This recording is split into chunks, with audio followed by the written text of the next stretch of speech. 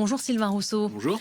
On va parler ensemble donc de ce dossier, qu'on abordait tout à l'heure, Elon Musk, qui est toujours à la une de l'actualité américaine avec cette fusion, en tout cas ce projet de fusion du géant de l'espace SpaceX qui a absorbé une autre société de Musk dédiée à l'intelligence artificielle.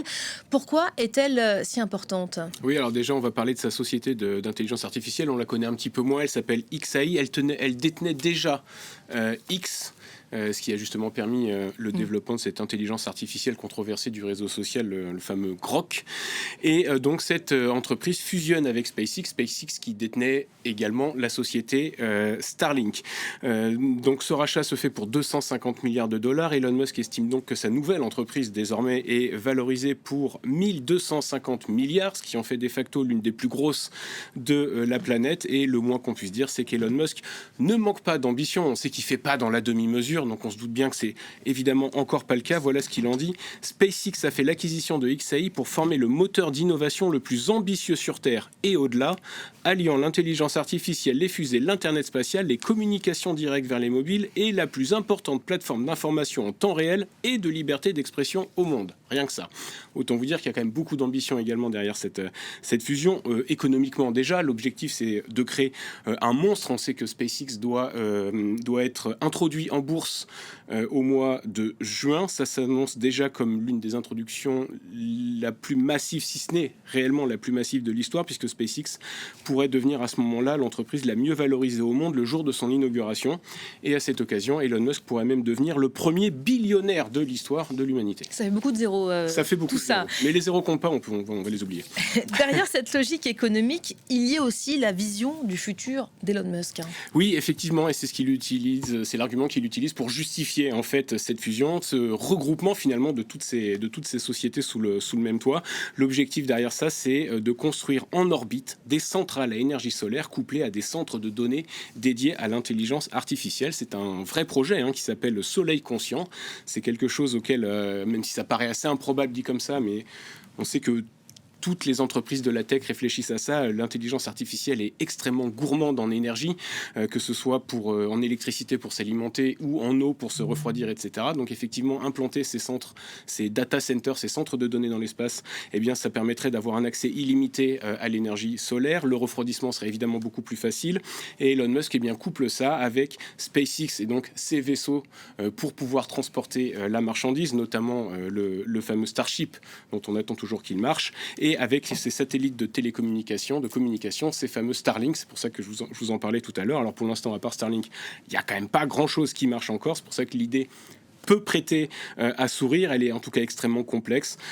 Mais voilà, je vous le disais, il y a beaucoup d'entreprises de la tech qui réfléchissent à ça, puisque c'est l'un des enjeux majeurs de l'intelligence artificielle. Pour la développer, il faut soit la rendre moins gourmande en énergie, soit trouver des sources pour pouvoir l'alimenter en énergie. Elle est 5 fois plus gourmande qu'un centre de données normal.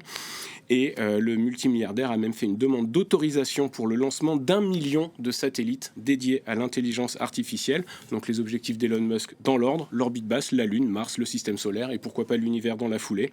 Il veut, a-t-il dit, transformer l'humanité en civilisation capable de capter l'intégralité de l'énergie de son étoile et de son système planétaire. Voilà pour l'envolée lyrique. Plus prosaïquement, il s'agit de couper l'herbe sous le pied de la Chine, faire main basse sur l'espace et sur l'orbite basse. La Chine qui, il y a quelques jours, a demandé elle, une autorisation pour 200 000 satellites en orbite basse. Ça fait peur, on voit pas ce qu'il y a là-haut, je crois que tant mieux. Il y a quand même un grain de sable. Heureusement que les nuages vont nous protéger des ouais, satellites. C'est ça. Il y a quand même un grain de sable dans tout ça, c'est qu'Elon Musk, comme l'immense majorité des visages de la tech, apparaît aujourd'hui dans les dossiers Epstein. Oui, effectivement, on y apprend notamment qu'il y a eu beaucoup d'échanges de mails entre Epstein et les nombreux visages de la tech. Il y a eu beaucoup de dîners également très luxueux qui ont été organisés.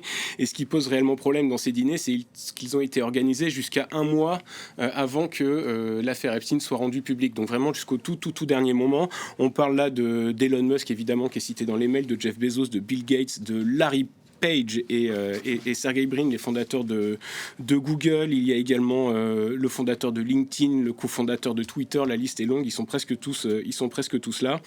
Alors tout ce petit monde garde évidemment le silence là-dessus pour l'instant, sauf justement, puisqu'on en parle, Elon Musk, qui lui a vraiment décidé de se défendre, mais après il faut voir, voilà, avec la fusion et avec l'entrée en bourse de SpaceX, son agenda n'est pas le même que les autres, pas question pour lui de faire profil bas, de toute façon il sait pas faire.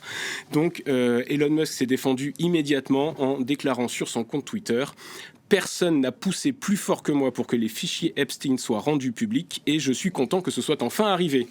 Avant d'ajouter, j'ai eu très peu de correspondance avec Epstein et j'ai décliné des invitations répétées à me rendre sur son île ou à voler dans son Lolita Express.